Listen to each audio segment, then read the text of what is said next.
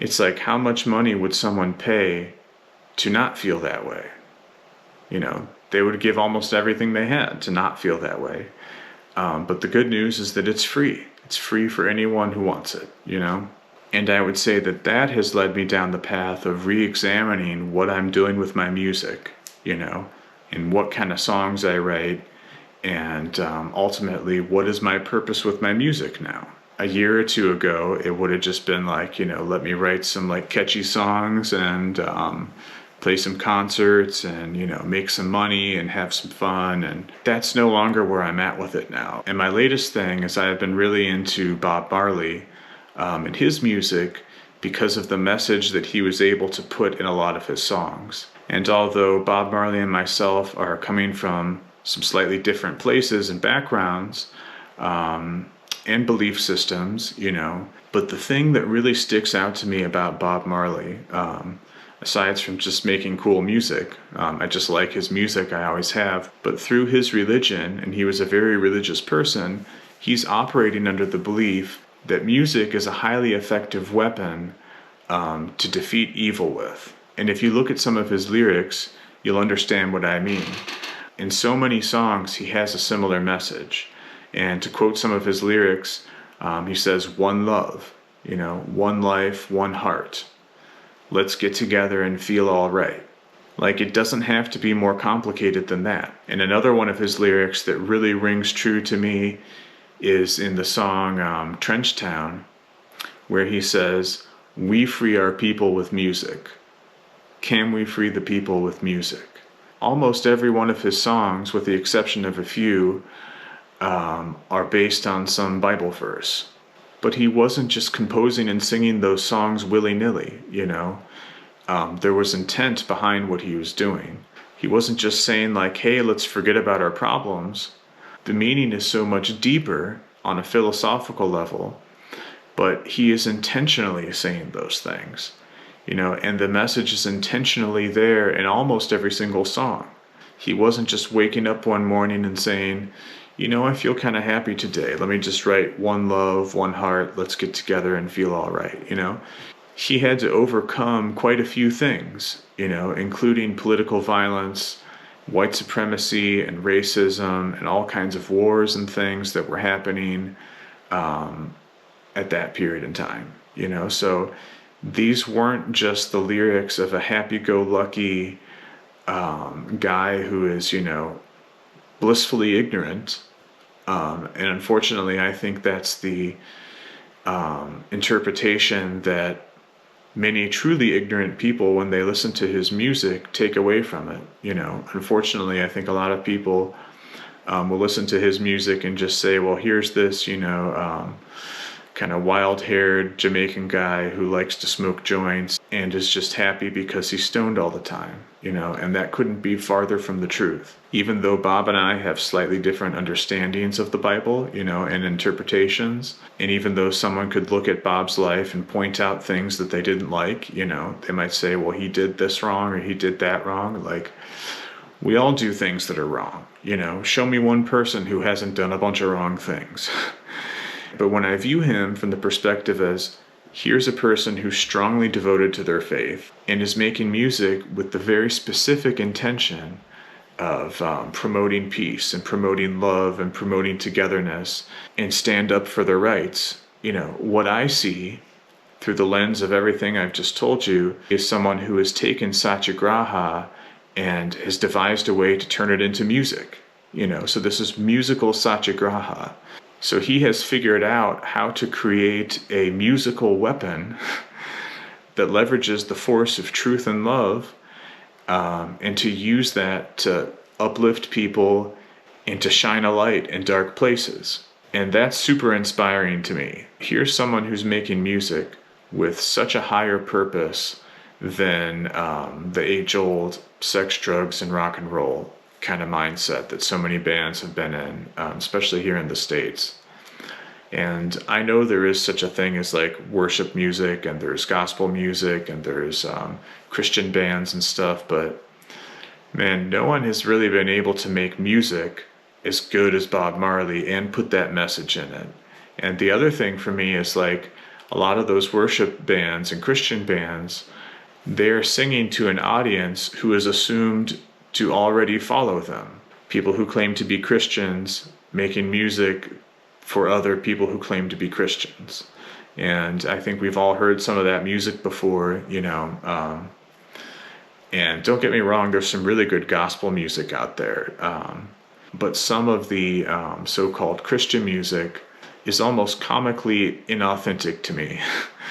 In terms of what they're saying, the message they're saying, the people who are saying it, and who the audience is, But someone like Bob Marley, it's like, here's a guy, he's the real deal. He's really been through some things. He's really overcome some things. And he's not singing to people who are of the Rastafarian faith. He's singing to the person who needs to hear the message. He's singing to the person who's feeling really down, and they hear that, that message of hope come on. So he's giving a message of hope to the hopeless, and he's helping, lift up someone who's maybe in a dark place, so he's singing to a different audience, with a different message, and with music, which is, in my opinion, like really pretty good music. So I've really been kind of studying him lately, and what areas he was able to succeed in, and what were some of his, downfalls or pitfalls, what were some of the things that could have been holding him back, because ultimately I think that I would like to do something like that with my music. To me, that would be the ultimate form of expression, not only to make a piece of music that sounds good, but to be able to make a piece of music that will touch someone's heart who may not be feeling that good. They may be in a really dark place. And I would like to be able to write a song that can speak to them in that dark place, and make music with intent, with intention, so that when they hear that music is going to be weaponized with truth and love, and it's going to help uplift them out of that dark place. So that's really what I'm going to set out to try and do, and that is such a profound place to arrive at on this journey of transformation. I never would have thought that I would have gotten where I am, and arrived on that idea and that direction. And I don't think I ever would have. I know that I never would. It would have been impossible had I not had some help along the way. And I'm sure that many people will doubt what I'm saying, and will probably doubt the sincerity that I'm saying it with. And who knows what they'll think. But I don't really care. I could care less. This is such an upgrade to where I was even just like a year ago, this is such a monumental upgrade, and such a higher purpose of something to do.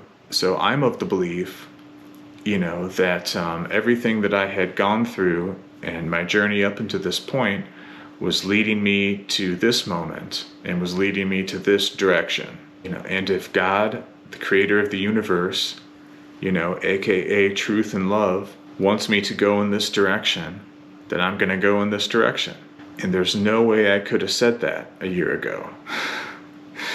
It's a little surreal hearing myself even say it now. But here I am with no anxiety, no depression, no stress, no worries, and I think I'll stay like that, to be honest. Who would want to go back? So if pursuing this new direction helps me stay like this, then I'm going to do it. And honestly, I can't think of a more meaningful thing to do with my musical talents, or even with my life. If I could come close to doing anything on the level that Bob Marley did, or be able to just reach a few people with with a song, or a positive message in a song.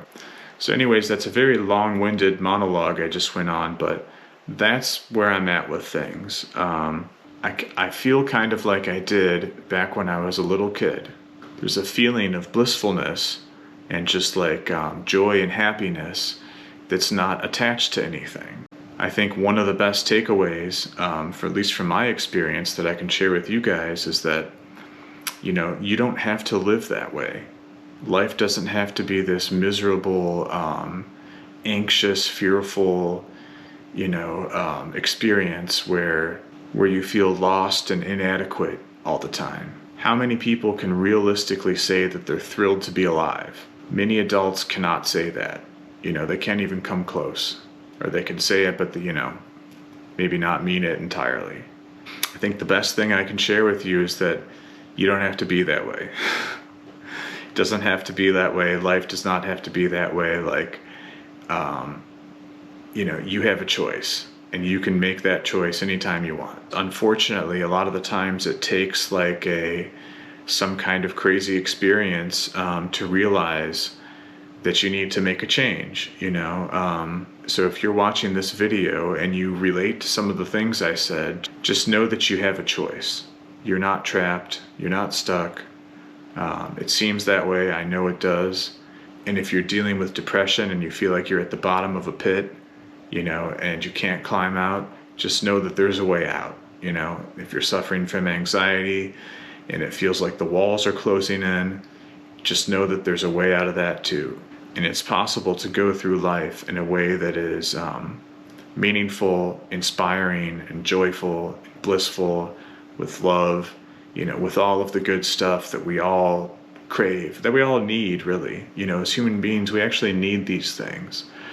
And when we deprive ourselves of them, look what happens. We get wars and violence and crime and poverty and racism and exploitation and all of this stuff. And you can't stop someone else from behaving like that, but you don't have to be a part of it, and you don't have to experience that feeling when they're acting that way. You don't have to be